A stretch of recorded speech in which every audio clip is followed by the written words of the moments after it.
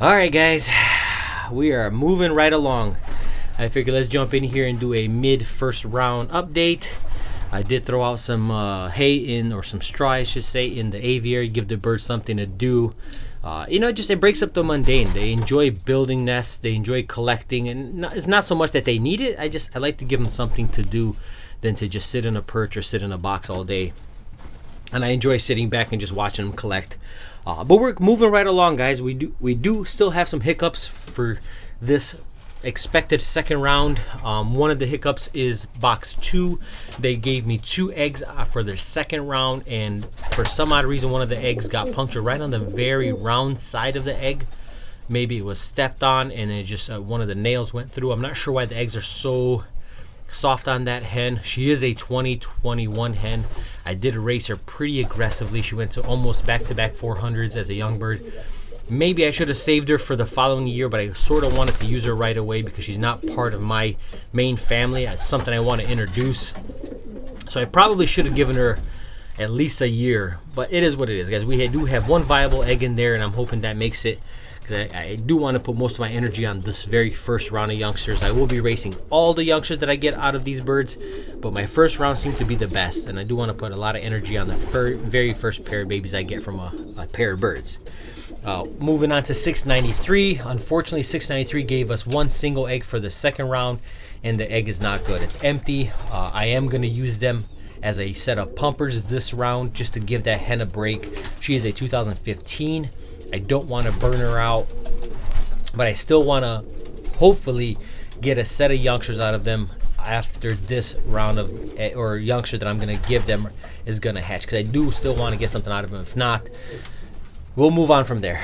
Titan and his hen, they are on what I would consider a third set of eggs. Unfortunately, they gave me one egg on the second round, or second attempt, and the egg was no good. It cracked under the hen, and I don't understand. I definitely need to implement a few more things in my breeding program, including some iodine. I know a couple of guys have mentioned that, but you can see I even give them grit inside the bowls or inside the boxes, so it's not that they're lacking on anything, but I'm simply, for some odd reason, getting soft eggs.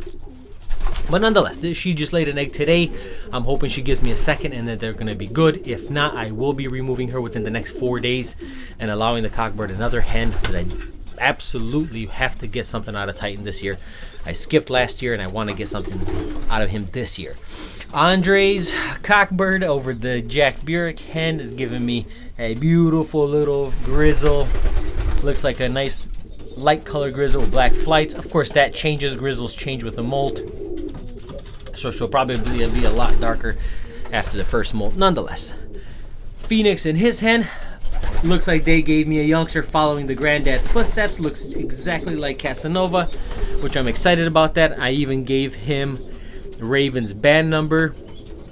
You know, it happened to come up. It was a choice between that bird and that bird, and I said, why not? Why not give Raven's nephew his band number? It is what it is, guys. We are moving on. You can see youngsters are coming along nicely. Some of my favorite babies are, I would definitely have to say, this pair right here. I'll give this hen a minute. Don't want to chase her off. They are growing at a perfect rate, even though they were obviously hatched a few hours, maybe a day apart. But you can see they are growing almost identically. 2 beautiful little chocolates, a little chocolate splash, white flight there. I love to see youngsters grow at this rate. That shows to me, that kind of shows me that the parents are good layers, good sitters, and good raisers. When I see one youngster that's super small compared to the first round, that tells me that the youngster or the egg was sat on right away, and there's at least a day, maybe even 2-day gap between the youngsters, and that second baby never really makes, or turns out to be anything. So I like to see when they grow at this rate here. They're almost identical. I mean, within a couple grams, I'd say. Beautiful little youngsters. Top corner here, we got 2 youngsters growing also equally as beautiful. No surprise, that's her daughter over the Chris cock, Chris 91. Or no, that's Chris 2. Their youngsters are growing beautifully. I'm excited about that pair. I do have the pair up in the top corner here. They are growing beautifully. I think she's on a second set of eggs. Kind of frustrating because I gave her a bowl in this corner here and she still decides to use that.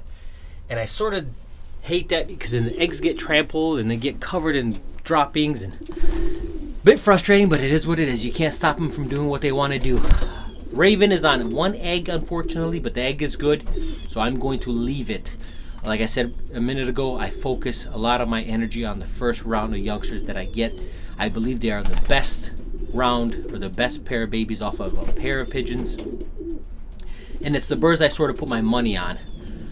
So I'm really hoping that this egg makes it. And again, I'm going to put a lot of time and energy. I may even nominate the bird for the big classic race. Like we've said in the past, Gingerbread Man's going to get a pass this year. He's going to breed pretty much throughout the summer. I'm going to hold back a few youngsters, hopefully hold back some of the racers instead of just the stock birds. But if I lose them all in a bad toss or a bad race or something of that nature, I would still want to have something to move forward for next year. You may have noticed, not to get off track, I got another nice set of babies here. They're about a week behind compared to the rest, but that's okay. But as I was going to say, you may have noticed that my red count is very low. That's a twofold deal. One reason is because I sent a beautiful pair of reds to my buddy Blessings. I definitely wanted to put him on something that I believe is of good quality and add some color to his loft. And because, I only hold back the birds that perform. And so far I've had some success with the reds. I've won races with a couple reds. And my fault that I keep handing them out, giving them out to guys. And I should have kept some back, but you may have noticed that my red count is very low this year, and I'm trying to bring back some of the good quality stuff. And since Gingerbread Man has bred me red winners in the past, so has Casanova, I'm going to hold back some of their youngsters and move forward with. That's the game plan, at least, guys.